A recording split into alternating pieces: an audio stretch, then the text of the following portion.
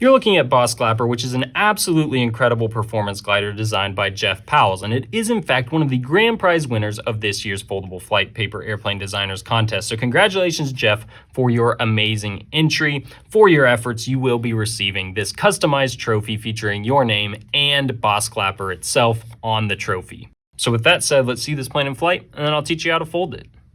Now, as you can see, Bosklapper is an absolutely incredible performance glider that can stay in the air for a very, very long period of time. But part of what I loved about it so much is not only is it this great glider, but it doubles as a very consistent boomerang plane. And I've had as much fun throwing this paper airplane as pretty much any paper airplane ever. So I hope you'll fold it and enjoy it as much as I did.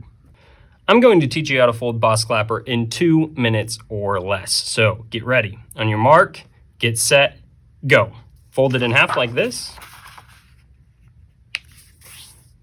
Open it up and fold your top edge to the bottom, but just make a little pinch crease like so.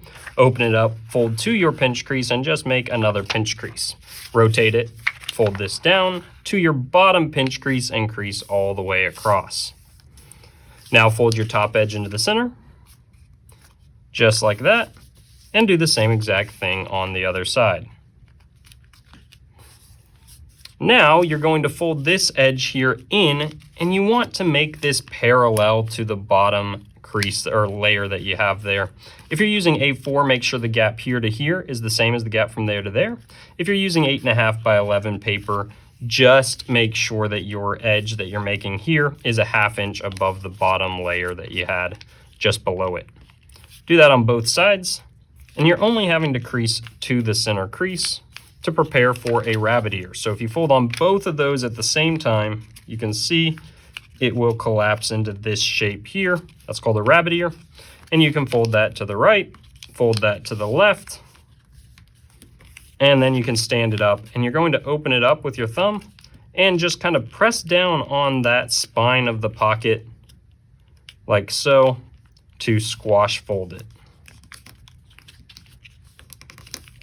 Now go ahead and tuck this little triangle behind the layers that are immediately behind it.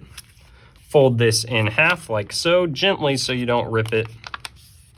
And then fold the wings just over that point and sloping slightly up towards the back, just like so. Do the same on the other side. And then fold winglets parallel to your center crease.